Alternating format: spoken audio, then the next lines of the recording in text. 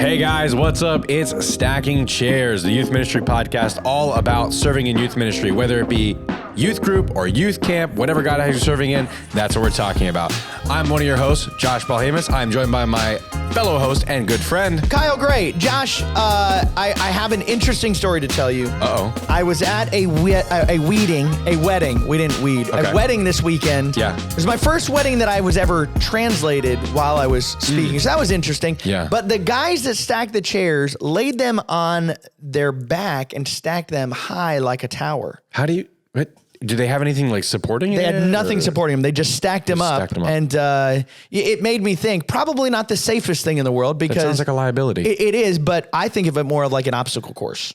Okay. So, you say liability, I say obstacle course. That's why you're camp director and media guy. Youth leader. Yeah. So, hey, today we are joined by a special guest. Are we? Where? A friend of mine. Yeah, he? he's slipping into the shot right now, ladies and gentlemen. Bam! Look at that. Terrifying. Out of nowhere. The face made for radio. John Bubar. John, you are up in New York. You lived pretty much like all around the world in a lot of different places. I grew up in upstate New York. Okay. I traveled for the Word of Life for a couple of years. So traveled the whole country. Lived here in Florida for a little bit. Nice. Just like a total year. I think when you piece it together, it's almost a year. Yeah. Then I moved to Europe, lived in the Czech Republic for 5 years. Wow. And then moved back to the great state of Maine. Wow. Maine is a destination. Nobody's going through Maine to get anywhere. They're going to Maine. You're going to Maine, and that's it. So I lived in Maine for 19 years, 15 years in medical sales. Okay. And just came back in April to be the new Dean of Ministries at the Word of Life Bible Institute in Pottersville. Yes. And also running the Pines Family Campground there. Now, you speak about Maine. I went to a place called Land's End, but not the store. But when somebody said you need to go to Land's End, I automatically thought of like the store that had all the different things. That's LL Bean in Maine, wicked. Yeah, well, it was wicked awesome. LL Bean's wicked nice, wicked chat. It was great. Hey, yeah. We had some chowder. Some chowder. But it was beautiful. The wind was blowing so hard you could like see how far you could lean over before you fell. It was great. That's how Michael Jackson did that famous move. Yeah, because like the Titanic. Yeah. Oh yeah. And that's why they call his move the Titanic. Yeah. That's it. He almost no. I was born in John, 1995. at the Pines, who stacks the chairs? All of us. I do it. Our staff does it.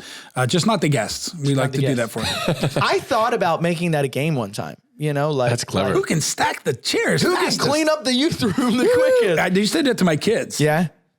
I remember one time when I got home after my very first summer doing program on the island, and my room was a mess, and I legit looked at my mom when she said, "Hey, I really need you to clean your room," and I told her I'd give her 50,000 points if she did it. She didn't laugh. She also didn't clean your room. I wish. Yeah. My mom is actually a Word of Life camp, like grew up. She was in CIT. Yes, I did CIT. Okay. I was a counselor in CIT. My mom did STC when it was training to be a counselor. Yep, that's right. Which is crazy. And my mom actually tells the story about chasing a boy up a tree for the Sadie Hawkins.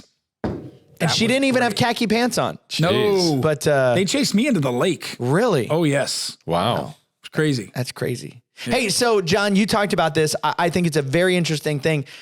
Josh, when you have those stack of chairs and one chair is off, and John, you said you will unstack the whole 1,000% every time because they'll fall over. Yeah. You can't move them around when they're stacked wrong. So, and that's part of the problem. Haste makes waste, right? If you're not being careful when you're stacking chairs. Makes waste. That was Ben Franklin. That was it? But originality is the ability to forget where you got things from. That was Wendell Calder. You said that. Wendell Calder said Wendell Calder. And he got it from... Benjamin Franklin was quoting Wendell Calder because they're that old, let's be honest. Yeah, but like that is, and again, full circle to liability or obstacle course with the chairs that are stacked wrong. Do it right. Yeah, because you stack them wrong, and it's such a pain to get them on the next one. And you can't get them off. Yeah. They get jammed on there. Yeah. That's even worse than the liability of them falling over. So last question for stacking chairs before we move on to what we actually want to talk about today. Which would you rather stack? The chairs that don't fold or the folding chairs? The chairs that don't fold. That's really telling. Absolutely. Yeah. Because the ones that do fold don't really fit well together. Okay. They're always a little loose. Okay. These things, when you put them on right, you can go very high. They don't go anywhere. Okay. All right. Yeah. All right. That's respectable. And I appreciate the fact that he genuinely thought about it. He didn't just say an answer right away. Yeah. He processed it through, and yeah. So Josh, what are we going to talk about? Well, today? I mean, you're saying that's how you'd quantify success in stacking chairs. Wow. Yes. I guess my next question would honestly just be, how would Off you the top of your quantify success in youth ministry? Say that again. How would you quantify, not measure? Because I think there's a difference between measuring. We had a whole conversation about, is it measure or quantify? So we're talking about quantifying success in youth ministry. So when you say quantify, I immediately go to quality. I don't typically, when I think of measuring something, I think of the amount of something. But when I think of quantifying something, it makes me evaluate the quality of what we're doing. Well, because you think of the old adage, quantity over quality, quality over quantity, like that whole. Right. Well, because you can have quantity of not a lot of quality. Right. And you can actually have a very small quantity of something that's really quality and say, what are we really going for? Well, and I think one of the other topics that we'll kind of hit in this is, can you have a large quantity and good quality? I came across this article on a great website that I won't throw out, but this is what they say: biblical engagement, and that's really what I think we're about to talk about. Right. Biblical engagement is critically important, and I've yet to find a believer who disagrees with that statement. Yet the statistics show that less than half of churchgoers read their Bible more than once a month on their own. This article goes on to say this: a wiser way to operate is to determine what creates the results that we want to see. And I love that line, that creates the results that we want to see. Josh, that goes back to a previous episode that we talked about. Do you know the purpose or the intention of the events that you're doing? Again, there's nothing wrong, and John, you and I are cut from this same cloth. There's nothing wrong with doing an event just for fun. In fact, you ought to do events every once in a while just for fun. And it may not even be a time that you open up the Bible and share. But you know what? That's okay, because we understand the purpose. We understand the intention of what we want to see, that he calls those lead measures. So a wiser way is to operate to determine what creates the results that we want to see and invest in those things on the front end. The challenge with this method is that it requires patience when the results don't look like an instant win. Biblical engagement is a lead measure. Getting people into God's word until God's word gets into them will pave the way for long-term spiritual growth that manifests in a life that is fully lived for Christ. These biblical engaged people will serve more, share the gospel more, give more, live more missionally minded, and the results of that kind of body of believers will result in a healthy church. Kyle, can I summarize that in 4 words? Do it. Play the long game. Absolutely.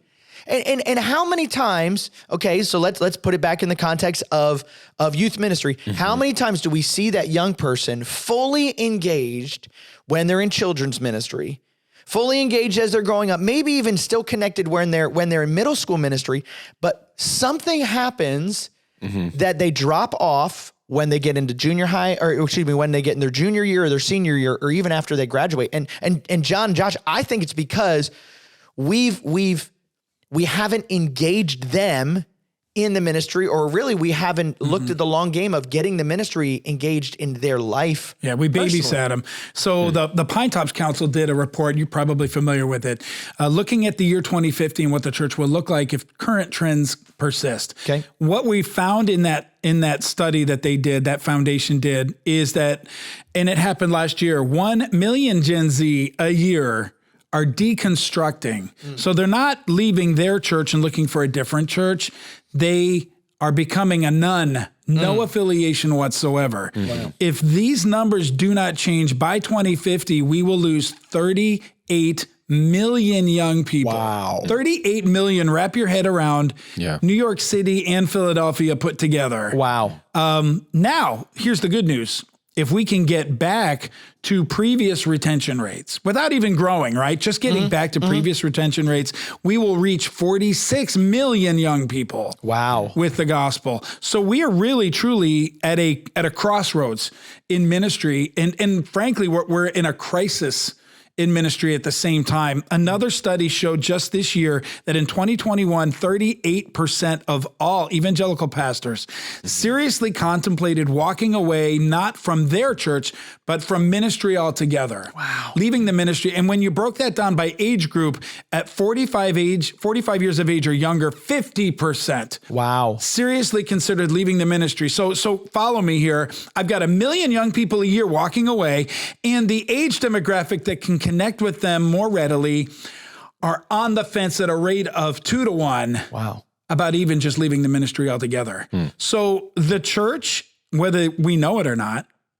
is in crisis. It absolutely is. And John, what you bring up so when we talk about how to quantify success, it's not in attendance. No. Just because you're there doesn't mean anything. Right. Yeah. It might show something, but it doesn't really show the real thing. Right. So it's not attendance. It's not even involvement as in participation.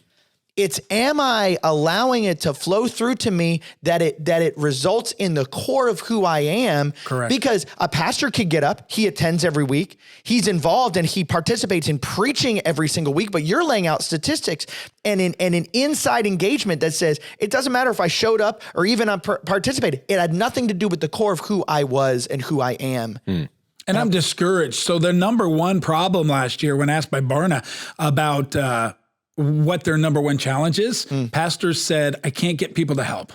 Wow. I can't get people to help. Number one by a country mile. So we are at an engagement crisis. Here's what's interesting though, Kyle. If you talk to, I've got a friend that pastors a large church in the Northeast, which is an oddity in and of itself. So he had grown this church from a church plant. Within 10 years, they had 1,500 people attending this church. Wow. COVID hits, their numbers dropped down in it's Vermont, right on the border of Vermont, down to about 500. But his giving didn't change. Really? His offerings were identical. Yeah. Wow. Even though the attendance went down, now that they're coming out of that, they're probably back up to around 1,000, but their offerings are growing. Wow. So, and this goes back to books by Francis Chan, David Platt, about a decade ago, that talked about the subcultural effect within the church and how much of this is tradition and how much of this is my life. Yeah. And that's a question that, every individual has to ask in it. Well, and Josh, you and I have talked about this whole idea of, I think this whole thing goes back to I'm not saying don't have preaching. Please don't misunderstand me. Yeah. I think you ought to have preaching, but discipleship doesn't happen from the pulpit. An aspect of discipleship happens from the pulpit. Absolutely. But discipleship happens in engaging people outside of the meeting, outside of the hour and a half, 2 hours, whatever, or if you're going to be culturally relevant, 45 minutes, which I don't understand how you can even do fellowship and ministry in 45 minutes, but whatever. But it's got to boil down to, are we discipling? Do we have discipleship? You can call it mentoring. You can call it meeting, call it whatever you want. Are we discipling and are we having effective accountability happening in people's lives? Because when I minister to you and you minister to me, that builds that aspect of community. And when I'm connected to a community, it ends up affecting myself. It ends up affecting my family. It ends up affecting to their family. And we've watched this ineffective discipleship in one person affect so many other people's lives. And so, John, I think really what we're talking about is not we're not putting on great services. That's not the problem. No. The problem is we're not putting on flashy or entertaining services. The problem is we're not ministering to people in their daily life. So that's an interesting point. I recently had a group of successful church planters and church planting organizations come and meet with us at Word of Life. We did some connecting with them and other groups. But one of the things we talked about was their youth ministry and what it looked like. Now, this is interesting, Kyle. They don't have traditional youth group like we grew up with. And a lot of churches, I think, around the country still do that. But we're seeing a shift to kids being babysat so their parents can go to church. Right. Into integrating the youth into the ministry of the church. So these successful churches that are not losing kids have their kids working in the tech booth. They have their kids, they have them plugged into grown-up ministry. Wait. Yes. But what if they mess up something, John? Yes. What if they don't do it perfect the first 15 times, It's John? wonderful. That's a great question. And the answer is just because I can do it better doesn't mean I should, because then I'm a progress stopper. We could literally stop it right go. there and just talk about that, There right? you go. Yeah.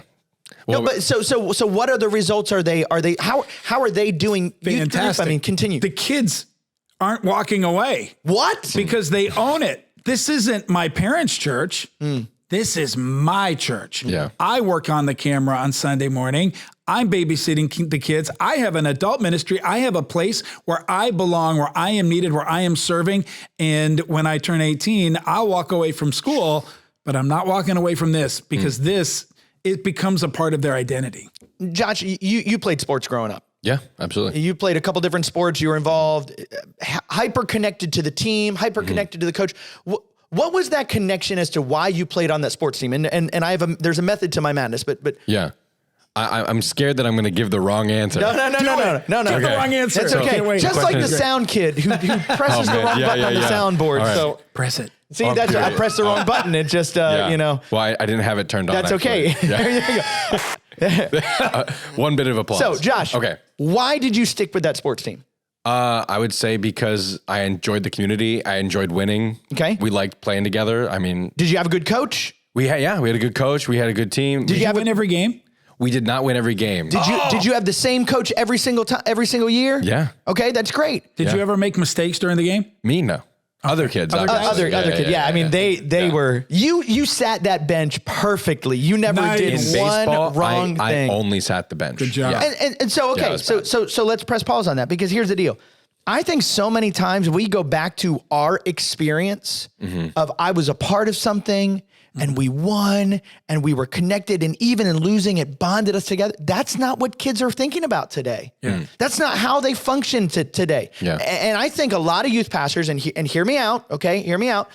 I think a lot of times in ministry, pastors, youth pastors, we get this coach mentality of, if I can wow you and endear you to my heart, you're going to follow me. Which, listen, as leaders, let's be honest, as leaders, we want our people to be endeared to us and to the mission. But if they're endeared to us, what happens when we struggle, and what happens if we step away? Yeah. And so now let's go back to the age of a young the situation of a young person. Sure, in children's ministry, man, you're enamored with that youth pastor. He's awesome. I love him. He can do no wrong, right? He's the super cool guy. You get into junior high, and now I get to be connected with him, and I get to travel with him. Yeah. But then when you get into that 9th, 10th, even 11th grade, you start to realize that there's other things out there that start to grab your attention. You have a coach that's an actual coach. You have this person over here. You got to get a job. And so now we've created 4 or 5 different celebrities, and now I got to decide which one matters to me most. And then I graduate, Yeah. and I'm no longer connected to that celebrity, and I go out into the wide world, and I've built my foundation and connection to Jesus and my desire for ministry because I'm enamored with this person. Yeah. So that's the difference between a personality-based ministry and a mission-based ministry. And that's what, if you go to my friend's church, you will hear the words rescue mission 10, 12 times before the end of the service every week.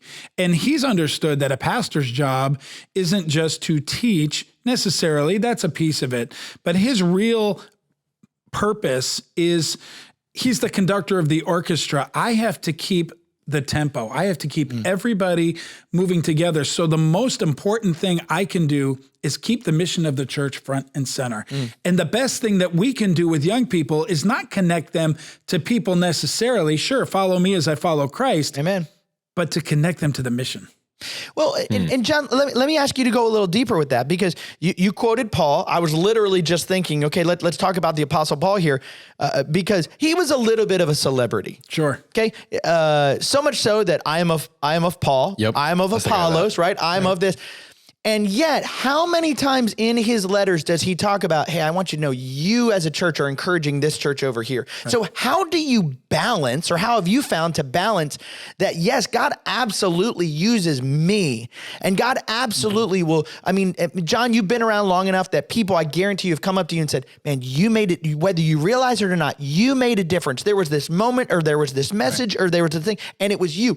And we can all play the Howard Hendricks, praise ought to be like perfume. You smell it, you don't swallow it, right? Enjoy it for the moment and let it go. But like, you are absolutely making a difference in people's lives. But how have you found a balance? Yes, God is using me, but it's not about me, and connecting people to the bigger picture. How have you tried to? So when you are connected to the mission, I've been successful. So it gets back to the original question, how do I measure success? And it's not just in youth ministry, it's in any ministry. Yeah. And the answer is going to be in 1 Corinthians 4:2, right? Mm-hmm. It is required in a steward, and that's what I am. Mm-hmm. I'm a steward. I didn't create the Word of Life Bible Institute. I didn't build the Pines Family. You tried to burn it down a couple times from what I understand. I'm still working on it. But that was my brother. Oh, okay. But the requirement of the steward is to be found faithful.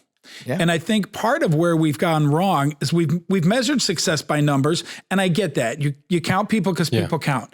And there's an element of that is important. But at the end of the day, the ultimate measure of my success is not in whether I hit benchmark numbers or goals that I do set for myself, but whether I was faithful with the opportunity that I had. Yeah. Because at the end of the day, it's God who gives the increase. Oh, amen. One plants, one waters, but this isn't my ministry. So I had a conversation with a youth leader just this week, and he hasn't been out to our property yet. And our property's new. It's beautiful. We've got an incredible state-of-the-art MLS soccer field. We've got a gym that some NBA teams' practice facilities would wish they had. Yeah. And I told him, when you come onto our property and you see all these cool things, I want you to understand something. This is yours. And he said, wait, what? And I said, it's not mine. Mm-hmm. It's not here for me. Right. Word of Life exists for the local church. So when you see this stuff, this belongs to you. So I want you to start thinking of what you're going to do with it. That's cool. It changed the whole tenor of our conversation from, I guess, a sales presentation, if you will, to a partnership opportunity. And partnership is when everybody's winning. Yep. Yeah. So all of a sudden, I could just smell the smoke from the wheels turning in his head. Yep. And that's really, I think, as well as youth pastors, we get youth ministers, we get territory. This is my kid. Oh, yeah. Not mine. Nope. I didn't make him. Yep. He's God's kid. Yep. Yeah. But I invested in him. No, I didn't. I invested in the Lord. Yeah. I gave his unto the Lord. So the time I spent with that young person wasn't about me. Honestly, I make an arrow not to keep it in my quiver. Right. I make it to launch it into the air. Yeah. And so it'll fly straight and fly good. Yeah. So I think that's another shift. It's interesting. As I've had the blessing from the Lord to be involved in ministry and interact with people, I've tried to make sure that the verbiage that comes out of my mouth when people say thank you for anything, to say, hey, I'm so thankful that I got to be a connection to your story. Because again, it's not my story. It's not even me. And a small little piece of, oh, how cool is that God allowed you and I to connect in the bigger picture of what he's doing in your story. And obviously it's his story, but it takes that focus off of me. And again, I think to whom much is given, much is required. You got to understand there's a lofty, heavy weight. James chapter 3, let not many of you become teachers, my brethren, because you'll be held to a stricter standard. There is a weight to you, and God will use you, and God will do amazing things. But at the same time, it's not about, and praise God, it's not about me. You know, that whole old adage of, as soon as I start to take credit for the victories, I better be ready to take credit for the failures. Well, you know what happens when I do that is I become more concerned about what my constituents are going to think. What are the parents going to think? What are the other youth leaders going to think about me? And we talked about this a moment ago, we stopped playing to an audience of one with a capital O. And when you're not playing for an audience of one, Kyle, you're not leading. You're now following the sheep you're supposed to be leading. So, and that gets really messy. So leaders do not live in the past and they don't live in the present. They have to live in the future. Otherwise you can't lead. Yeah. So Josh, as a young guy, getting involved in ministry, getting involved in youth group, how could you say, listen, I'm seeing this with fresh eyes. Let's be honest. It's a little harder sometimes for us we've tried this and this works, and we tried this and this doesn't work. At the same time, I love being innovative, creative. I know you love being innovative. But as the younger guy sitting here, what's a picture of hope that you look at of, hey, listen, what we could do this in the ministry. This is what I'm seeing in youth culture that could launch us into this deeper connection. Well, honestly, it's the practicality measure. So you guys are talking about like making plans and everything. The whole time I've been thinking, what can I practically do to take all of these big ideas you guys are talking about and make them work for my youth group and make them work for the guys and the girls who are in our youth group right now. And really the thing I keep coming back to is making a plan, because you can't measure something without a ruler. And so if you don't know what you're measuring, all you're going to sit there and say, oh, we have numbers. We just keep tossing out numbers. But if instead I can say, hey, I had this conversation with this kid and he made this decision, or we had this conversation and he really wants accountability for this. And being able to set plans and then also quantify just those interactions. Yeah. That's what I keep thinking about. I don't know. I think maybe the answer isn't like some huge gesture that all of the church needs to do all at once. It's each one of us individually making these decisions and individually having these conversations and these relationships that point back to Christ. Absolutely. I think it's got to be, and we've talked about this in a previous episode, but it's got to be, hey, my ministry, we are gospel centered. We are gospel centric. We have a passion to see our schools reached for Christ. That's a ministry goal. Yeah. And as a ministry, we're going to plan events and plan things to further that mission in that ministry. But then it's got to boil down to, hey, we as a small group, this is our personal connection to how we're going to reach our grade or our classrooms. But then it's got to go down even farther than that to what is my personal involvement on that thing. That takes that camp-based decision or youth meeting decision or youth event decision to boil it down to what is the practical way that I'm going to walk in. I got to be honest. I love seeing numbers grow. I love it. But I don't think Jesus is going to be praising or handing out jewels or talking about the accomplishment. I don't think the halls of heaven will be filled with, hey, how many kids did you have? Any more than Paul's going to say, how many were in the Colosseum that day when they burned, right? So I used to be in sales. I spent 19 years in sales. And one of the things I knew about sales was I was either going to be getting better or I was going to be getting worse. Right? So every day I wanted to get better. Now, the companies I worked for measured my success numerically. How many prescriptions were written this week? How much money did you transfer into the bank this week? And I got that, right? Okay. But I realized there's a lot within that I could not control. Oh, absolutely. I couldn't control the calls that came into the call center. I couldn't control the insurance companies and what they were paying for and what they weren't that were driving those numbers by and large. You know what I could control? What? The quality of my interactions with my doctors. Oh, absolutely. The quality of my conversations with my customers. So I learned, okay, you want to measure it that way? Go for it. I'm not out here to clear a bar. I'm out here to see how high I can jump. So I went into every day measuring myself based on the quality of the interactions that I had and being hard on myself, being honest with myself. If I had a 3-hour run and I transferred no money into the bank that day, I would do a gut check. I'd stop just at 2 to 3 hours and I'd say, are you asking the right questions? Are you looking at all the credit lines? Are you doing A, B, C, and D? If the answer was yes, then I just kept going. And you know what? Funny thing happened. I led the bank in sales every month for 3 years. Just by making sure I was being faithful. That's great. So, but that's personal. It is. So if you're a youth minister out there, I would really want to encourage you, or a pastor or anything. Check yourself. Am I having my time with God every day? And is it good? Is Jesus alive and living in me today so that when I interact with kids, they will experience that? Am I being faithful in how I present with the opportunities that I have to point kids to Jesus? Am I showing his heart in my interactions with their parents? Develop your list. Check yourself. And I'm telling you, if you'll do those things, the numbers will be there. Well, and I would say, John, don't get lost in the laundry list of because right now, if you're anything like me, you're sitting out there going, Kyle, do you know how many things I've got to focus on, or maybe how many things have I honestly evaluated that I'm failing at?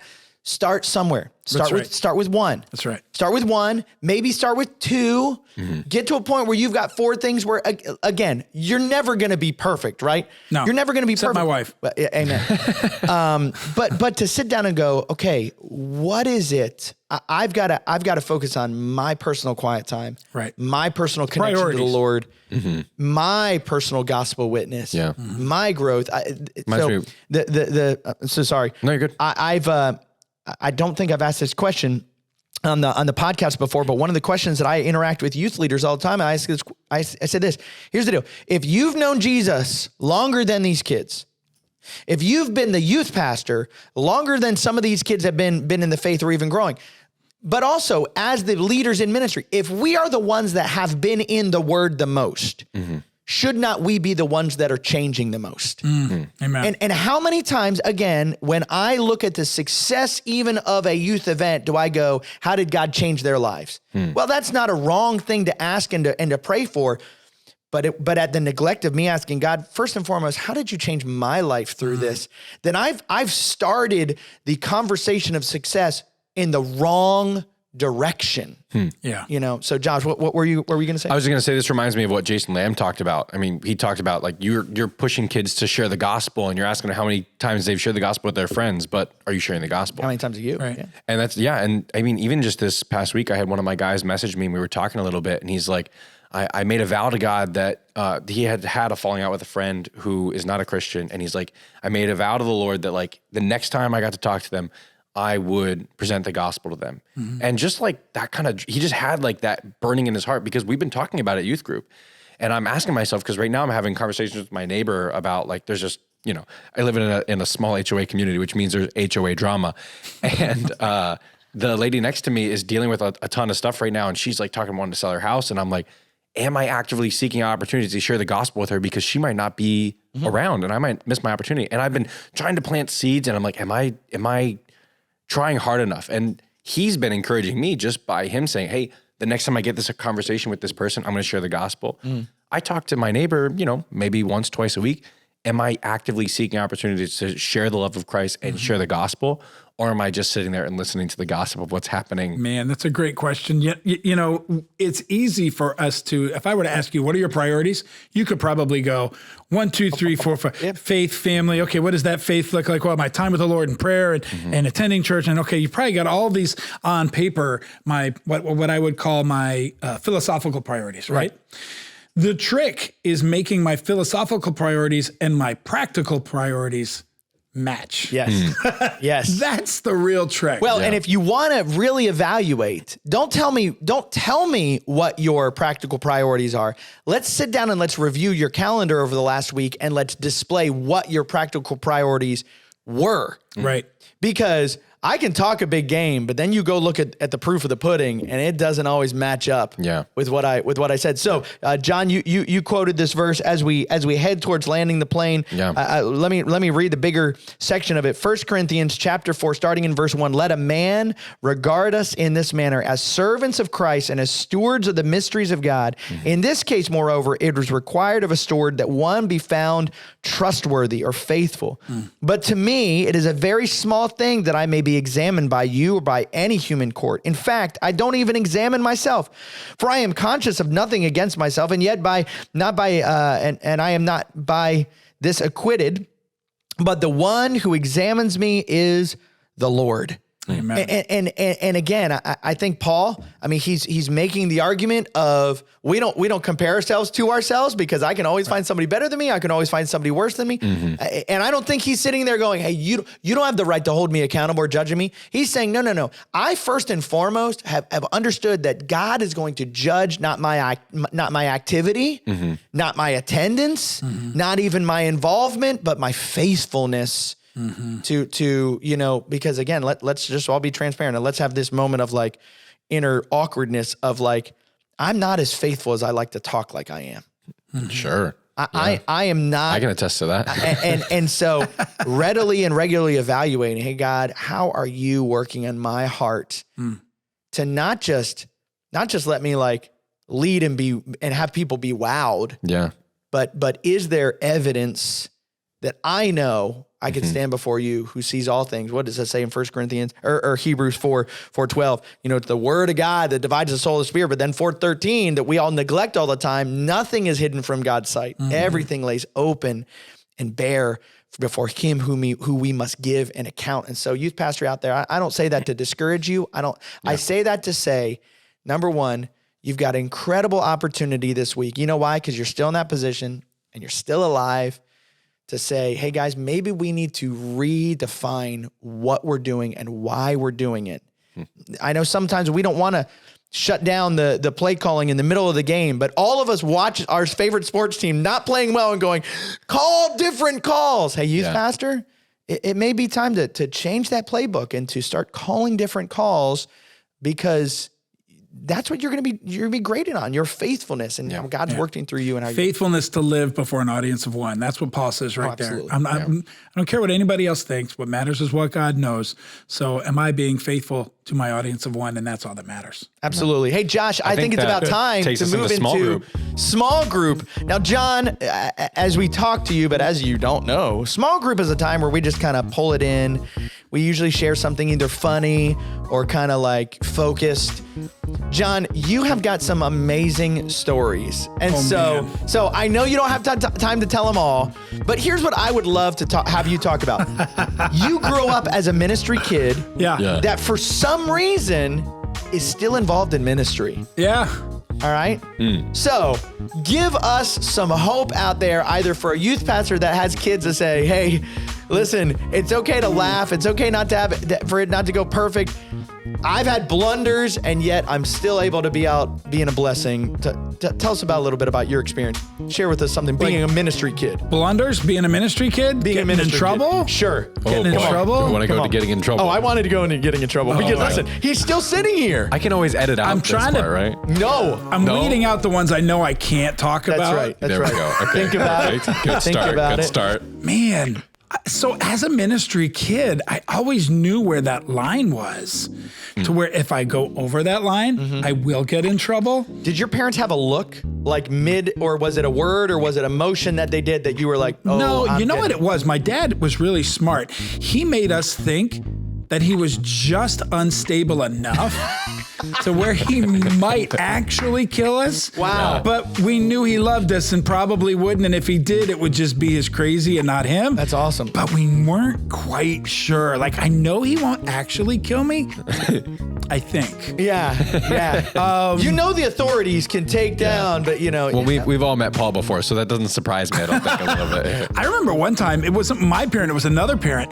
I was traveling on tour, and they had a kid that was constantly embarrassing the mom in front of us while we were guests in their home.